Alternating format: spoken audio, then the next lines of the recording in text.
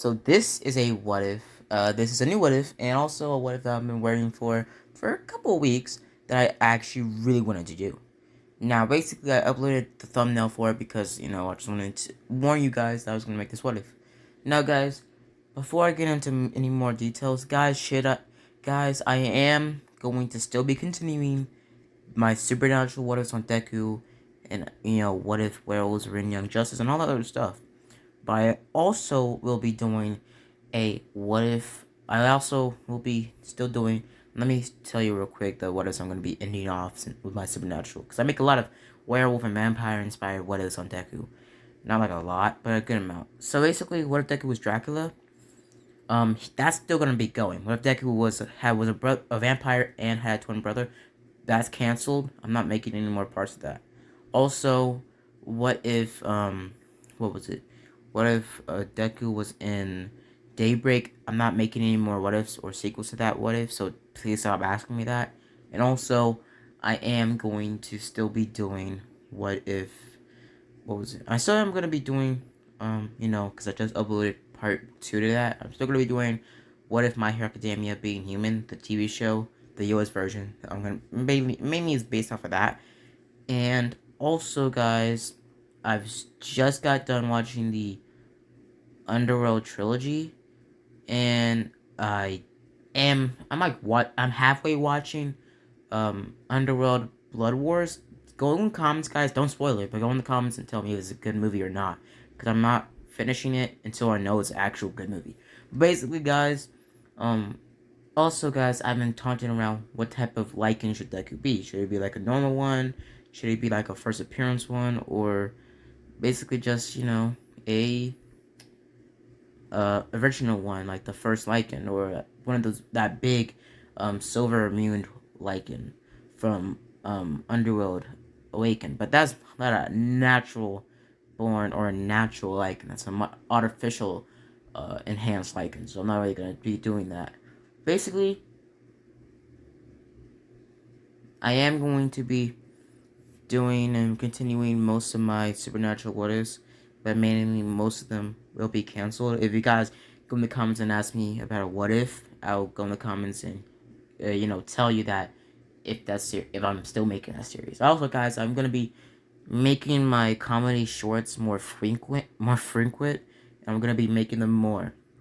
So it's gonna be back and forth. Like after each what if, I'm gonna be uploading a action figure short from my TikTok page to my YouTube page, and then I'm gonna be doing that over and over again. So each what if, comedy short, each what if, comedy short, what if, basically back and forth. So it's gonna be like a what if then a comedy short, a what if and then comedy, and you go on and on until until I want to do like multiple what ifs in a row. So guys, basically, also guys, I am going to be doing 3 videos, but I all want them to be continuations. So guys, go in the comments and tell me what part 2 or part 3 or part 4 that you want the most, and I'll do it maybe in like all in one video, or maybe just all 3 videos in the same day. So yeah, let's get into it, guys. So this is what Deku was like in part 1, and no more talking. So let's get into it. Now basically, Deku will still be, well, not really be Deku, but Deku will actually be born in about, let's say, 16 years before Quirk started even appearing into the world. 61 years. 61 years before, Quirk started appearing in the world. Now, I'm pretty sure lycans don't age or don't get old over time, because in the year 14 whatever, or something like that, the lycan leader was still young and he looked like he was in, the first movie. So I guess lycans live for a long time. I'm pretty sure they live like vampires, but I don't know for sure. They probably do. I'm just gonna say that for the sake of stuff, basically Deku's just gonna be living for a long time. Let's get into it. And basically, this isn't gonna be about Deku, but it's gonna be about Deku's ancestors and how he's gonna come to be and become, well, in a lycan bloodline. Now we start our story off a couple years after the events of the original, what was it? We start our story after the events of Underworld. Now basically, Underworld Awakening, that movie is not going to be made actually after the events of Underworld what was it? Underworld Evolution. That actually is ended off, and that's the last movie in the sequel of the trilogy, because that's going to be, the same universe as the My Hero Academia universe will soon to be. Basically, after the events of that movie, lycans and vampires still went on to be. Their fractions got smaller over time, but eventually, when quirks started coming, werewolves and vampires started showing themselves to humanity. Now, humanity at first tried to extinct them, but later on they found that they weren't so different because they still had superhuman abilities that they could protect themselves. And the guideline or the power gap between werewolves and, you know, lycans and vampires and quirk people were divided for about 30 years. For 30 years, it was a war going on between all three species. But again, vampires were actually almost extinct because lycans and, well, humans started to merge together and make one big war and one strike against vampires. Until one vampire, let's say he's going to be the ancestor or like the great great grandfather of Todoroki, or I mean Endeavor. So basically, he would, well, make a truce with the one army that's been merged together, because originally they were two. So they merged together and they made an alliance, and the world was put back on the same course, but it was laws put in place for lycans and pretty much vampires. So if lycans couldn't control their their transformations under a full moon, they were put in camps, or they were given a cage made out of silver to pit in their pretty much, basements, or to be installed by workers or whatever, so they could keep the public safe from other people that were on the streets. And mainly, it would be another precaution. People will be evacuated, or people wouldn't be evacuated. They would be told, there would be a curfew basically on a full moon. When the full moon reaches peak, pretty much they would get told to lock all their doors, and all of them would have pretty much, it would be like cops surrounded around towns, cities, and pretty much, well, buildings, and also very powerful people's offices and stuff.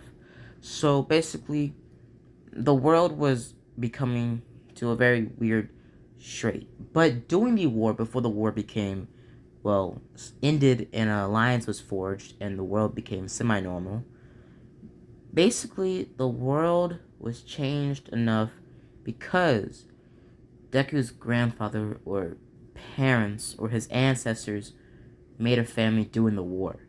During the war, Deku's uncles, basically Deku was born, Deku's great grandparents or uncles and nephews, basically it was three brothers born, quadruplets. Two of them were male and one of them was sister. The firstborn would be Deku's father. The firstborn was a lycan. And he was very, very strong. Almost as strong as, well, a vampire hybrid or a werewolf hybrid. So he was very, very strong, and he had so much strength and control over his transformations. And on the first full moon he was supposed to turn, he didn't even turn because he controlled it so much. So basically, Deku's father, his future father, would be just resembling basically disguised Deku with the beard, but with white hair and very buff and taller, like about like Endeavor's type of buffness, but a little bit more slimmer. So basically, his brother, Deku's father, would go on to be a very powerful lycan leader in the war until the war lines, got discharged or the truce came into place.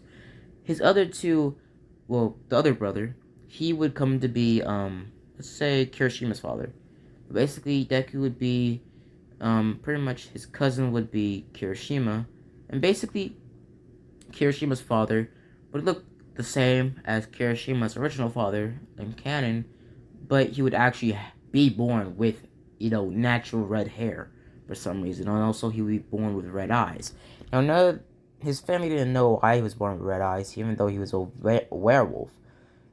Basically, Deku's grandmother, or Deku's father's mom, was actually a vampire, and their father was a werewolf. And this werewolf would actually be the secret, the secret child of the first lycan, the lycan of the three brothers. So basically, Deku would be a pure blood lycan, because his blood would not be tainted by vampire blood, even though his grandma was a vampire, or is a vampire. So basically, Deku was a full-blooded lycan that was incredibly strong because his grandfather, or pretty much his great-grandfather, like his ancestor, basically, he was the first lycan. The first, you know, lycan ever. So basically, Deku was very strong, and he was technically the last line of the lycan bloodline, because, a spoiler alert, Deku's father is gonna die, but not until like maybe part 6 or 7, maybe later like part 10 or something. So basically, Deku would be raised in the aftermath of basically about 6 years after the alliance against all three sections merged together and made a society. So basically, all around the world, the war was stopped, but mostly more people bullied other species because they hated them, and also most of all, vampires were the most hated for some reason. Now, they weren't hated, but most people didn't even like them, and most people let them die in a situation that they had to suit themselves. Now, eventually, Deku was born, and he would be born semi the same. Deku's appearance would change.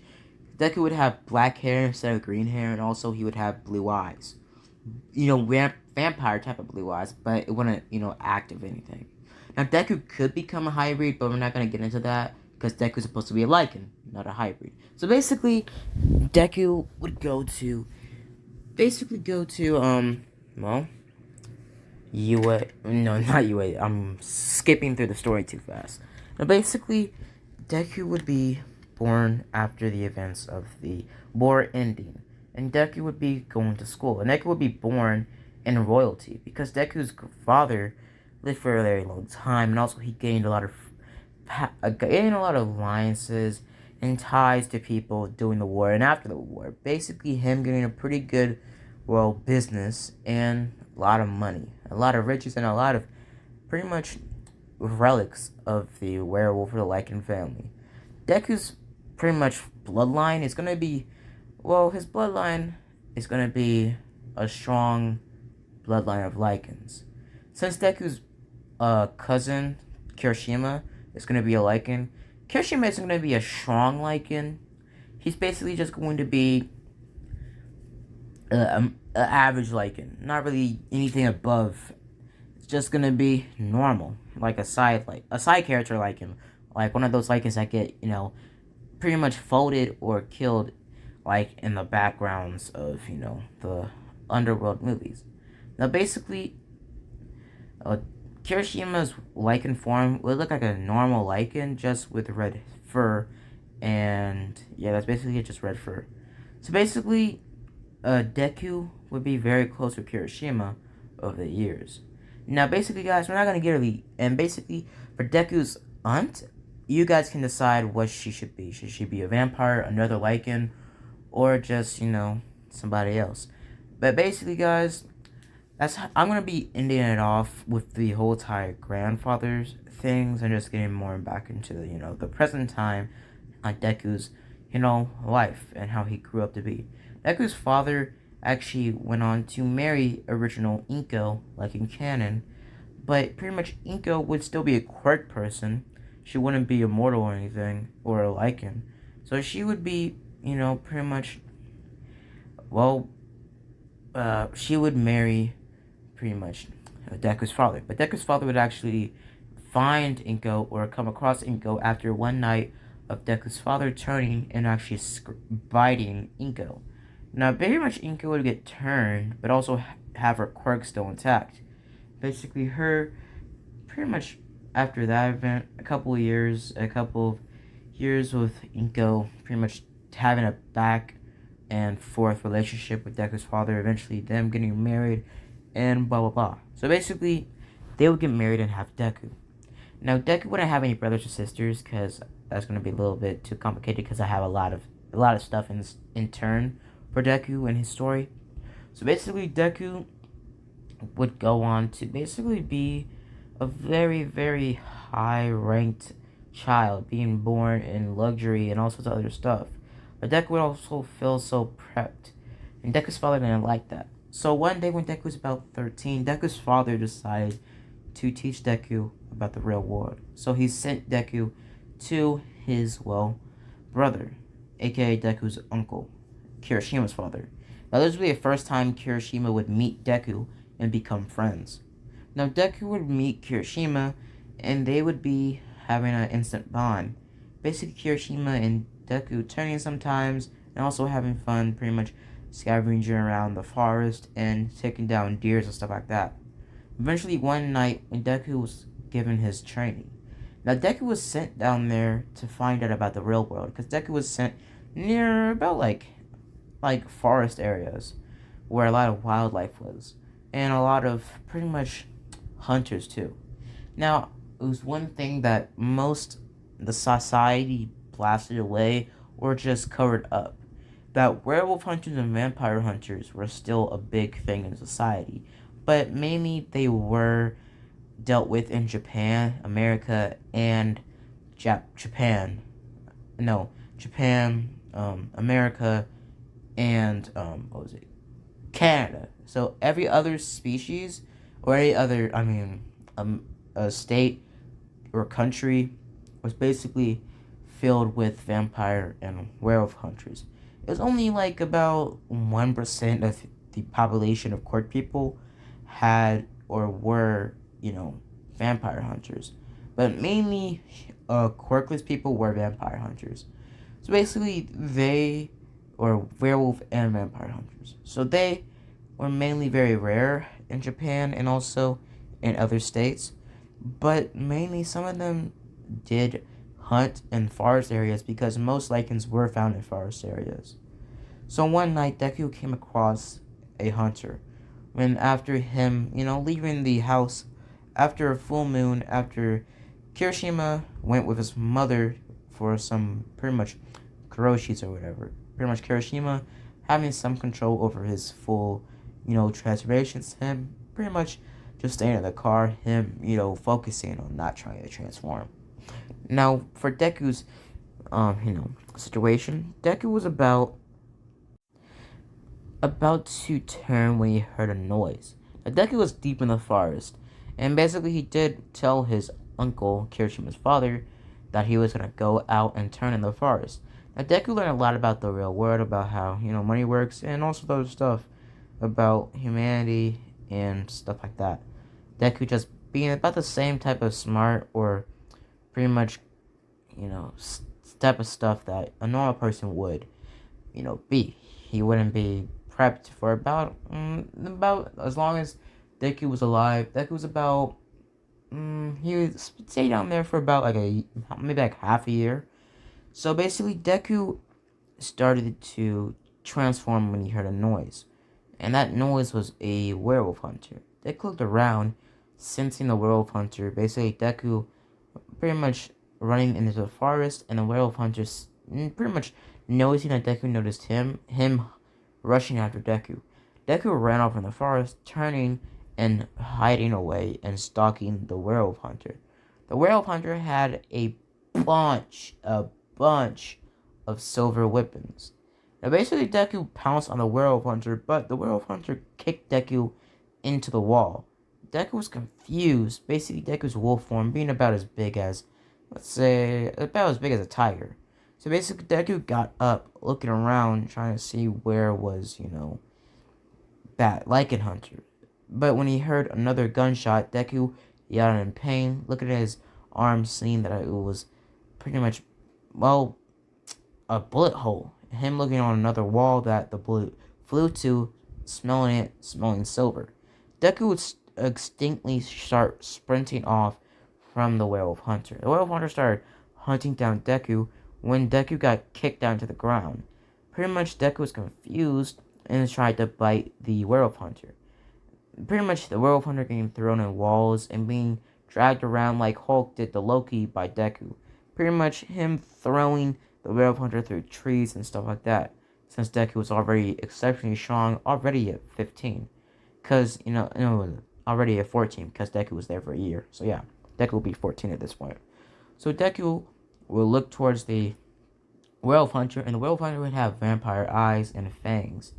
And basically, Deku would be very, very much confused because he was told by a young age that death dealers weren't even a thing, and also they were illegal. So basically, the werewolf hunter being pretty much, getting up, pretty much throwing one of the, pretty much, what was it, werewolf shurikens or whatever that Selene used, pretty much throwing it into Deku's chest, Deku falling down to the ground and yelling out in pain. The werewolf hunter ran off, seeing that, and werewolf hunter was very greatly injured with broken bones it had, and also multiple shards of wood that it got off of being thrown in the trees, lodged in his arms and chest, not near their heart though. Basically, the vampire running off at super speeds. Now, Deku would yell out in pain. Eventually, this would be the time where Kirishima and his mother and Kirishima's father would actually hear the noise after Kirishima came back with his mother from the grocery store. They would run down into the forest trying to find Deku, them turning into lycans, trying to track down Deku. They would find him, take him back to the house, and try to, they removed the things from his chest. Now, most of them are kind of confused, but Deku's father knew exactly what these were. This basically what death dealers used to take down lycans back in the old days. Basically, Deku was confused on what a death dealer was, because he was just told that they were, pretty much as a young age, he was told that death dealers were like basically boogeyman to werewolves or lycans. And Deku was never really told the true legacy, the true origin of, death dealers and the war. Deku just seeing it as some sort of old war. Deku not really being taught a lot about it. Now Deku would get sit down, basically his body quickly healing from the pretty much, projectiles in his chest and the holes they left, Deku healing pretty quickly. Now Deku would get told about the whole war, everything, and how pretty much, Kirishima's father, aka, let's say, Deku's uncle, and also Deku's father, they would still be, he would be telling them how they lived and how every part of their life was in war and very, very, tragic. So Deku would be confused, basically getting told about everything of the events of Underworld and everything about the lycans rising up after being slaves of vampires, and also the other stuff, and about the three brothers, and about how Deku was the last line, or the last blood, or the family is the last blood of the true or the last lycan. Basically, Deku being confused. Now, Deku would actually be the few of the werewolves in Deku's family that actually had a very, very particular gene in his body that would give him the ability to be, turned, or turn into a hybrid. That also gave him a gene that wasn't really in this trilogy, that this gene would give Deku the ability to basically go wild mode. Now, this wild mode would basically turn Deku into a Hulk-sized lycan. Like a lycan as big as two Hulks merged together on steroids with the Infinity. Bro, Deku would become pretty much a tank-sized werewolf with this new power or gene Deku would have. Because I'm just trying to make Deku super special. Because he's a main character. That's basically what main characters are. They're just special. Basically, Deku would be, very confused. Because Deku was never told about how he was just better than any other lycan. Deku was told that he was rich, and also that he was very, he is a line of the next generation. Deku was never told that he was, incredibly special. That he was, the most powerful of all lycans. Deku technically was, because Deku could transform into a different form of his lycan state. Now, basically, Deku would be confused, but Deku would still be, listening. Now, after a couple months, Deku would be sent back to home, and Deku's father would know about the whole entire death deal situation. Now, the government would get on it quickly because Deku's father was a very powerful man.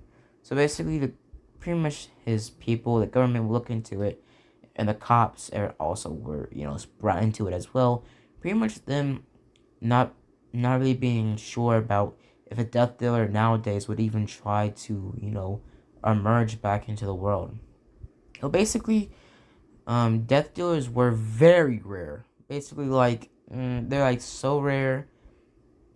It's basically impossible to find a death dealer, or to even see death dealer technology or any type of death dealers that were alive have families, or even see any type of technology or safe houses that death dealers had, because all of them were burned, blown up, or death dealers were just executed. So it was all just so rare to see a death dealer now in the 21st century of the world.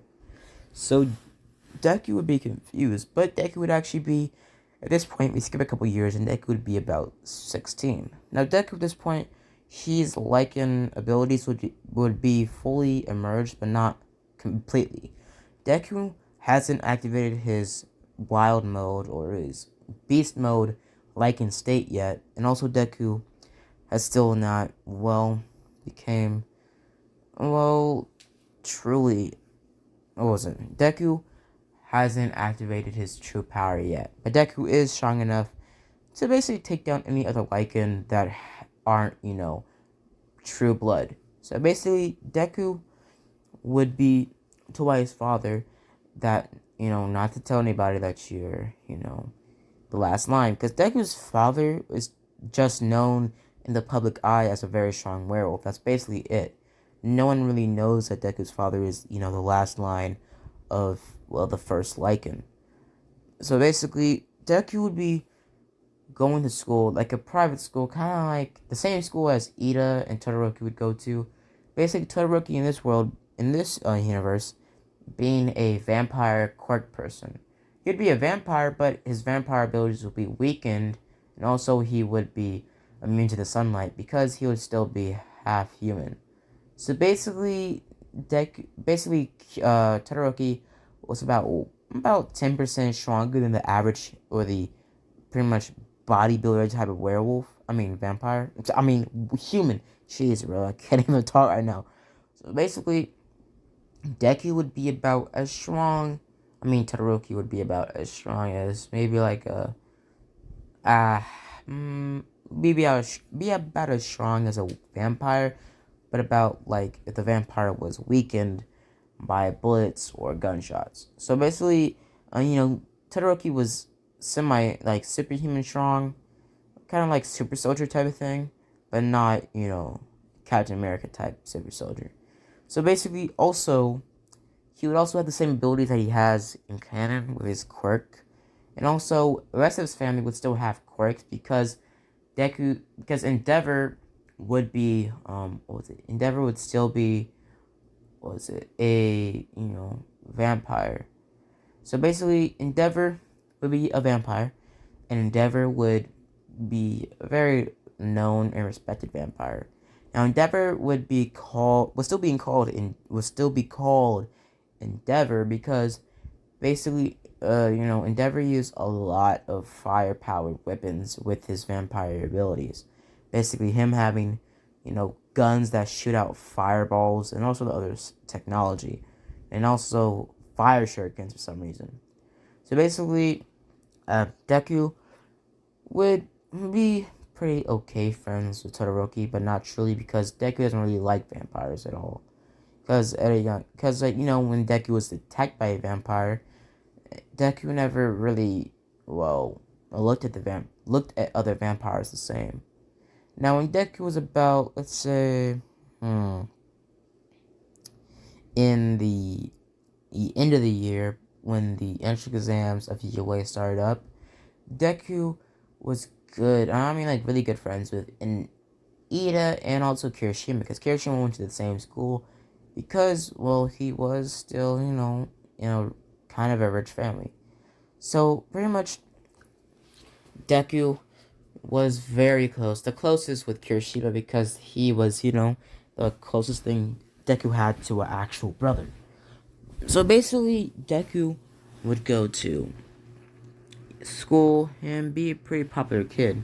Now, Deku would have a calm and more low key type of personality. Now, Deku would have the same personality, but a little bit more tweaked.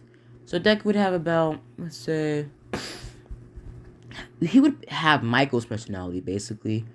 Michael from, Underworld, the hybrid. Basically, he'll have his type of personality, very brass and non-thinking, but also Deck would be cool at sometimes, kind of like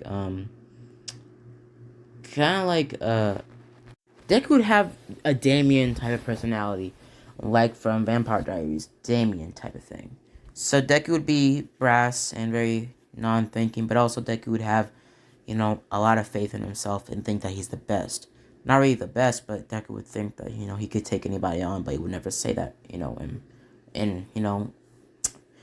real life or talk or tell anybody that he's stronger than them.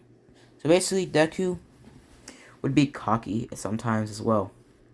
So eventually, Deku would go to the entry exams. Now, Deku would actually be given a sponsorship or a recommendation, but Deku would decline it. Basically, Deku's father being kind of proud of this, because Deku's father always thought deep down inside Deku was too sheltered, because he treated him more too princely and not really gave him the brutality and the strength that he needed. That Deku's father was grown into. Deku's father was born in war, so Deku's father always wanted Deku to be strong and pretty much brutal, basically, and ruthless. And Deku will eventually become ruthless and brutal as well, but not yet. So basically, Deku would go to the entry exams. Now, doing the whole entire quirk, sludge villain, whatever, that would never happen. It would happen to Bakugo would still, get captured by the sludge villain, because the sludge villain got away from All Might, because it wasn't, stopped by Deku, or had its, had its eyes on Deku. So basically, the sludge villain would pretty much try to, in this canon, actually try to take down Bakugo instead of Deku in the sludge villain tunnel. Bakugo would take it on for about 10 minutes until it was, Bakugo was overwhelmed and almost, killed. But All Might would step in the same time and pretty much capture the sludge villain. Basically, the All Might jumping off and Bakugo not needing to get, validation from All Might. So basically, we switch back to Deku, with Deku going to the entry exams. Now, Deku would get there with the help of Kirishima. Now, basically, he would ride there with Kirishima, and they would get ready and bump each other's fists, and pretty much saying this is the first day, our first days, or maybe our first year of UA. Now, basically, Deku already knew that how strong he was. He was definitely going to get into UA alongside Kirishima. Now, Kirishima and Deku walked in there with them both bumping into two other girls. They would fall to the ground, all four of them, and basically they would get back up. Basically, they would both look in each other's eyes, each, Kirishima and the girl, and Deku with the girl. Basically, these two girls being Mina and Ochaku. And basically, I might change the ship, because Ochaku's not going to be the ship. It might be Ochaku or Momo, but you guys pick which one. Basically, they would share each other like a eye moment or something, like a Twilight type of thing. I don't like Twilight though, so yeah. So basically, they would pretty much they would basically, you know, say do like a nonchalant thing, apologizing to each other. They're not really showing any emotion at all, just saying you need to watch where you're going, pretty much throwing the books in Ochaku's chest or in her hands. Deku would walk past them, pretty much pretty much walking away from Mina, saying see you later, pretty much also saying that I hope you get in, walking towards pretty much Deku, saying what was that about. And basically, Deku would say that it was nothing personal. I just don't want to get distracted today. So basically, Kirishima said that's okay, but you didn't have to be so cruel and cold towards them. And pretty much, Deku says, I don't care. that girl was a vampire. So basically, in this universe, Ochaku is going to be a vampire, but since I explained vampires with quirks, their vampire abilities are very weakened to a point where they aren't even really classified as vampires. So basically, Deku would go get ready for the entry exams. Now, Kirishima would get into a different, pretty much, wall or a different entry exam, so he would pretty much say goodbye to Deku and pretty much give, do a handshake and say good luck. So Deku would get into the entry exams when they would start. President Mike would explain the same thing like he did in canon, with basically Ida getting on Deku because Deku was just, snoozing off. Now Deku would choke Ida, or no, not choke Ida, but Deku would recognize Ida and basically tell him to shut up. Now Ida wouldn't really recognize Deku because it would be dark in the room, and Deku would also have his hoodie on, because he would have a black hoodie and ripped up jeans and the black versions of his red shoes. So basically, Ida would say, "Oh, why are you snoozing?" Basically, Ida saying, "Doesn't matter, you're my friend. You shouldn't be disobeying the rules." Now, Deku would be very, angry and also, you know, annoyed by this. Basically, Deku pretty much getting up and saying to Ida to shut up and pretty much walking past Ida. Now, Deku was friends with Ida, but not close friends. So basically, we would skip to the pretty much gate, and they would all get told by President Mike not to wait and to open the gates. Now, most of the people in the entry exams were still quirk people, so Deku started running past multiple of them, basically jumping on robots, still in its human form, kicking them and punching them into walls. Now, eventually, when he came across a whole entire fleet of robots, about 10 or 9 robots, Deku would transform into his lycan form. His lycan form resembling the first lycan, basically the brother of the three, supernaturals, or, the brother of, I don't remember his name, the vampire hybrid. So basically, the first lycan. So basically, Deku would resemble this wolf form, just with green fur. And that's basically it. That's the only differentiation. So Deku would be, no, not like green fur, like very, very dark green fur that almost looked black in certain coloring, or certain light. So basically, Deku would be running around, pretty much jumping on top of robots, scratching them, throwing them into walls, stuff like that. So Deku would be running around, and eventually he'll come across the zero pointer. Now Deku would take about 30 or 40 robots down, having a pretty good score. Now Deku would about to run off, him knowing that the zero pointer robot wasn't a big pretty much priority, and Deku running around, him not really being him still having the same mind and same control as a very powerful wolf. Basically, Deku getting stopped when he heard a girl screaming. Now, Deku would look back, seeing it was Ochaku, pretty much him about to run off, but hearing Kirishima, no, not really Kirishima, he would be hearing another person. I think this would be Ida, and Ida would jump in to help Ochaku. Ida actually wanted to get hero points, and Ida being a little bit more heroic than he was originally. So, pretty much, Deku would still be just run off, basically seeing Ida and Ochaku about to get smushed by the zero pointer robot, but him sensing that our hero was jumping in to save him. So Deku would just leave, trying to get more points, and would have taken out more, robots. Deku would de-transform with his clothes being ripped off, and Deku just grabbing a ripped up hoodie that he found on the floor, pretty much tying it around his waist. Now Deku would go on to basically leave after the alarm or the sirens went off. Deku going back home, walking home the whole way in nothing but a hoodie around his, waist.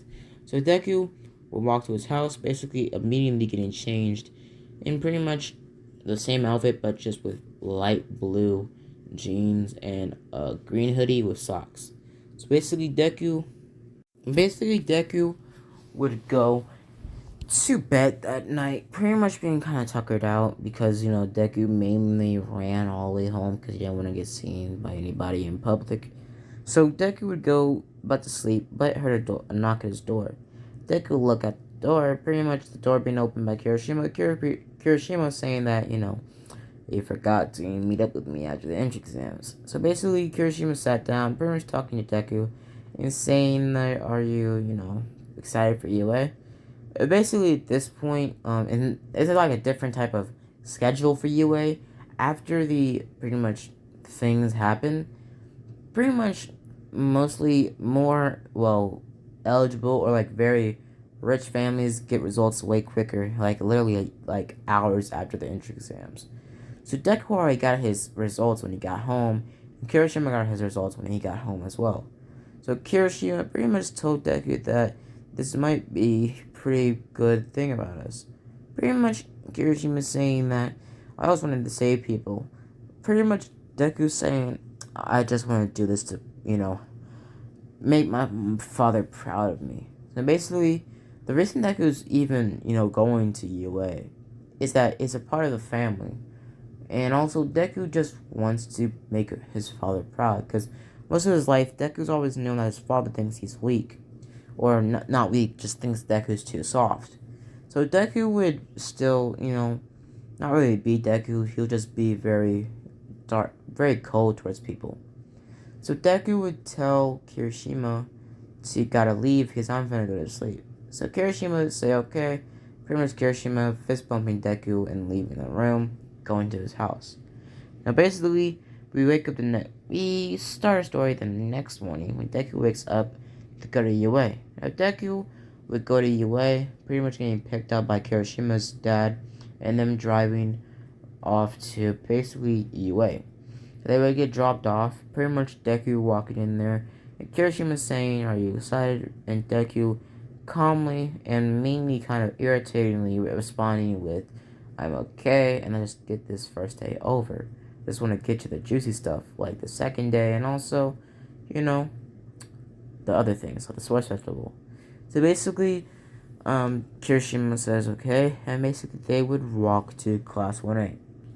They would get into Class 1A, and basically they would start, we'll talk it around the class, mainly Kirishima would, and Kirishima also would be kind of flirting with Mina, because Kirishima would be more, be a way more, forward and frontwards with, females and frontwards with what he wants, like, if he wants, like, what was it? Like, something like a phone or something, like, he just tells people because he isn't afraid of getting, rejected. So, Deku would be in the back of the class, basically not really talking to anybody. Now, basically, the same girl, Chaku, would run up to Deku, pretty much saying hi. Deku would be very cold towards her, saying that, pretty much saying in a more irritated voice, saying hi, sounding really, irritated and very tired of this conversation already. Now, Deku would immediately answer after, or before Ochaku even said a word, saying that can you please get away from me, you blood-sucking leech. Basically, Ochaku would get really angry at this, saying, what did you just call me? Pretty much Kirishima jumping into the situation, grabbing Deku, or grabbing Ochaku, pushing her back, saying, let's just, calm the situation down. Pretty much slightly just telling Ochaku that he doesn't have a good, my friend here doesn't have a good experience with vampires. Let's just say it's even, let's just apologize to each other. Now, Deku would say I'm not apologizing to her no matter what. She can have a literal silver knife to my chest, and I won't say a thing. Basically, Deku would be angry, not really angry, just be irritated that, Kirishima was standing up for a vampire.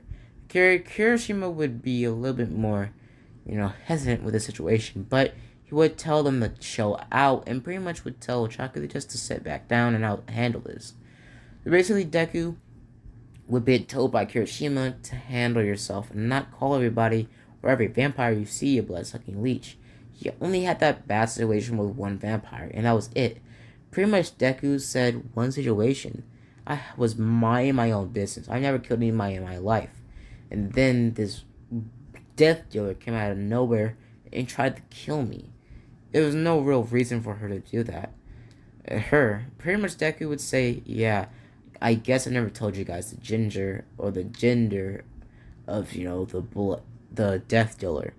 Basically, Kirishima would be confused, but also very interested. But Kirishima would be stopped when Azawa was in the class and explains to the class that we're gonna do quirk assessments. They all go outside, and Deku's told to throw the ball first because he got the highest score in the entrance exams. Deku grabs the ball and pretty much chucks the ball pretty far, but Azawa pretty much saying to use her full strength. Azawa knowing that Deku was a lycan. Now Deku would transform and chuck the ball in his lycan form pretty far. Now most people would be kind of confused because most of the people in class 1A were actually very, they haven't seen lycans, or they never seen a lycan in, person, or a lycan form in person. So basically, Deku transforms. Pretty much his gym code is still being attacked for some reason. Deku would be confused, but also Azawa would answer this, saying that you're probably wondering why your clothes haven't been ripped. Your clothes haven't been ripped. Basically, Azawa would explain that the government, or the Japan has found a material that can pretty much shapeshift or disappear as a lycan transforms in them. So basically, Deku would say that that's pretty handy. Pretty much him walking to the back of the line after everybody else goes. So basically, everybody else goes for the ball throw, and basically, I'm gonna like pause it here and go through the pretty much species and people that are in UA. So guys, basically, the people in the class, and this is what they're gonna be. So for Ida, he's gonna be a quirk person. Todoroki, a half blood of a vampire and a quirk person. Bakugo, he's gonna have a quirk. Deku, lycan. Ochaku, a half blood, a vampire, and a quirk person. And also Jiro, or Agio, the teleport guy, he's going to be, he's going to be a quirk person. Denki, quirk person. Tokiyami, quirk person. Kirishima, lycan. Um, uh, I don't know, laser, belly button laser guy. Quirk person, Moneta, quirk person. Dugal Arms, quirk, and Mina, quirk. Ochak, Momo, half blood. She's gonna be, a lycan and a, what was he? Ochaku, no. Yeah, she's gonna be a half blood. She's gonna be half, vampire and half vampire and half quirk person. But Deku, since she may be the ship, basically Deku will not know because pretty much Momo can actually hide her vampire pretty much scent and also her fangs and her eyes from other people, so Deku will not know that she's a vampire, and she'll just think she's a quirk person. Now for Shikarush, he's actually gonna be a lycan. He's gonna be a lycan half blood. Basically, he's gonna be half lycan, half quirk person. So basically, he'll be able to use Sugar Rush. Also, he can also use Sugar Rush as he uses his lycan form. But even with that, he still wouldn't be strong enough to take on Deku or anybody else in Deku's family.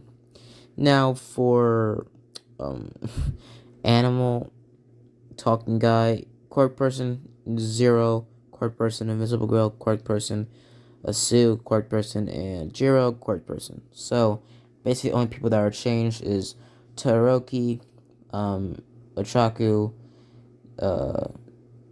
Kirishima, Deku, Momo, and Sugar Rush, and that's basically it. So guys, let's switch back to the story. Now basically, we switch back to Deku, and Deku would be going to basically the next, course, or the next pretty much thing. Now for Kirishima's throw, he would have the same throw for Deku. Now basically they're both, Deku would have a higher score. He would be about throwing it almost like in the length of a length of two football fields up in the sky. Also, Kirishima would throw it as the same length as the the same length as a skyscraper, but like about let's say 6 stories lower. Also, for pretty much everybody else, they would have the same score because they would use the same type of tactic. With Ochaku still using her gravity quirk, and Ochaku still, Momo you still using her quirk, and Sugar Rush using his same quirk as well. Now for basically a long jump, Deku aces it using his Lycan form, transforming into a Lycan and jumping over the thing. Now for Kirishima, he would jump over the pretty much thing. Now for Kirishima's turn, basically he would use his Lycan form as well. His Lycan form looking like this, just without the chains. So basically, he would jump over the sand pit pretty easily, like Deku. Now for everybody else, the same type of thing. Momo would just use her vampire jumping skills over the thing. And Ochaku would just use her vampire jumping skills instead of gravity, her quirk. And also, basically for Sugar Rush, he would turn into his Lycan form. His Lycan form just looking like an average Lycan.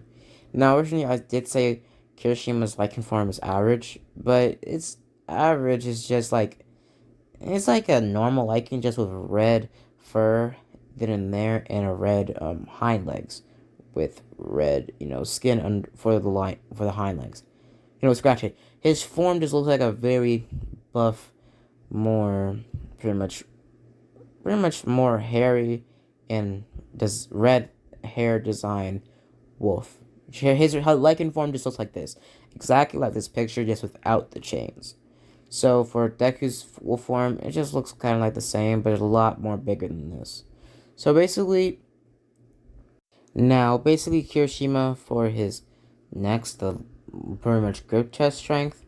No, the race. Kirishima would get third place, Ito would get second place, and Deku would get first place. And for everybody else, everybody else after pretty much third place would be fourth place. Fourth. What was it? Basically, Half Bloods. They do have super speed, but they're not super fast. They have super speed, but not as fast or faster as Lycans. They can still jump pretty fast or pretty far, but they can't run as fast as Lycans.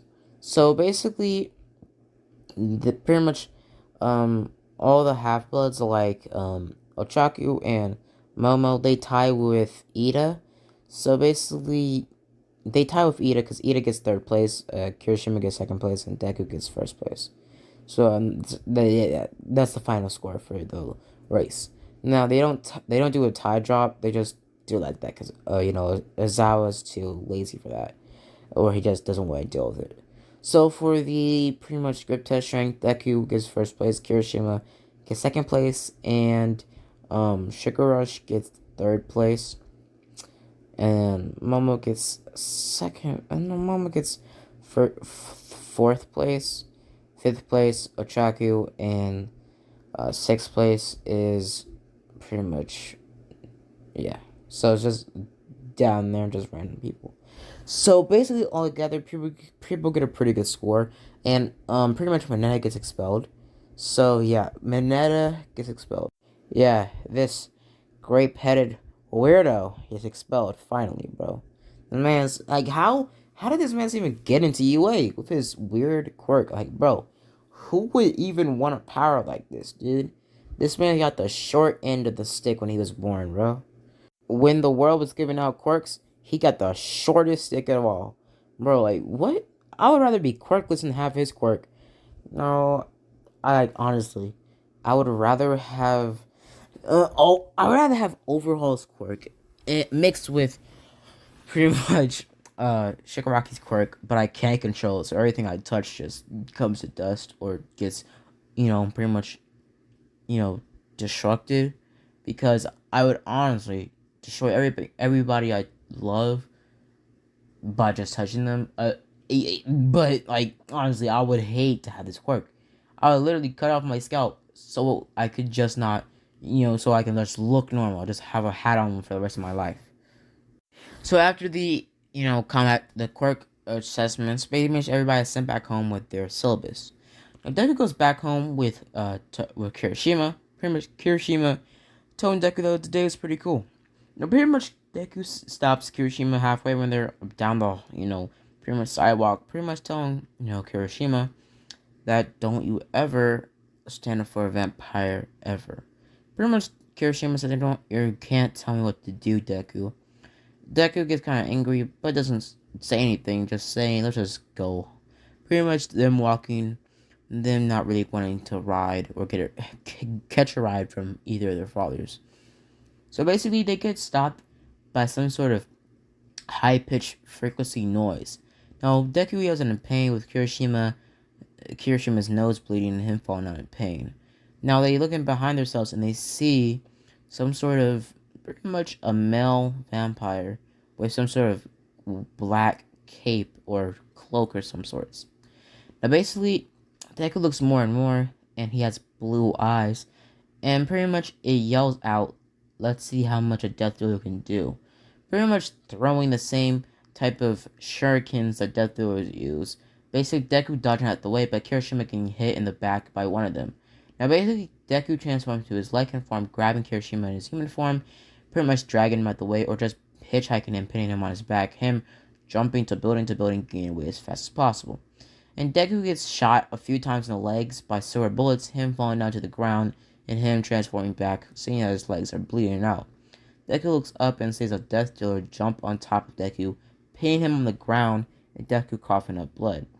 Pretty much the Death Dealer puts a silver gun or his, whipping against Deku's head, saying, let's see how werewolf guts look like. Or werewolf werewolf brain look like. So basically, he's about to pull the trigger when Kirishima just steps in and pretty much, basically mauls the Death Dealer. Like, I mean mauls him. Like zombie type mauls. Like, it's literally nothing left but just desecrated. Like, he just desecrated this man's.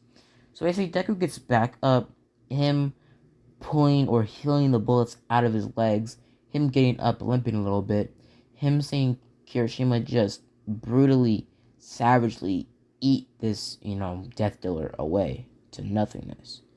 Basically, Kirishima transforms back into his human form, or his normal form, basically him passing out. And basically, Deku chooses not to tell Kirishima, because Kirishima for now won't remember it, but he will eventually. So basically, Deku hides the remains, basically just sneakily, giving Kirishima to his father, pretty much saying Kirishima just, bumped his head. Or no, saying that Kirishima, went into a Death Dealer. Now basically, Deku tells Kirishima's father, and Kirishima makes the same conclusion, saying that we shouldn't tell him. And saying that, him knowing that he killed somebody would, change him. Because he always, despised killing people. So basically, they decide to not tell, and also Kirishima's mother decides not to tell Kirishima the truth. Now basically, Deku and pretty much Kirishima's father hide up the Death Dealer's body and put it away and bury it somewhere. So basically, Kirishima, where they bury what's left of the Death Dealer. So basically, Kirishima wakes up after the whole entire shuriken getting taken out of his back, him having a bandage around his arm or around his back. He pulls it off, seeing that the mark was gone, not really remembering why he has a scar, why he has a bandage there. Now, pretty much, Kirishima runs off. Basically, him going to UA the next day, and this will be the third day of UA. I mean, the second day of UA. So I'm gonna leave it off here, guys. So part 2 will be about the the combat training and everything. So guys, yeah, guys. So there's a couple questions I want to ask you guys. So who should be the ship for the what if for Deku? Also, what should Deku's mysterious not no one knowing where his mysterious aunt is, what role should she play? Also guys, what type of what do you want to do with the Death Dealer situation? Like, should Death Dealers become like a big thing, or should Death Dealers like make a pack of villains? I'm probably gonna do that, so don't answer that. I'm probably gonna do that. So basically, yeah guys, so yeah, see you guys later. Bye. Deuces, and as always guys, have a blessed day.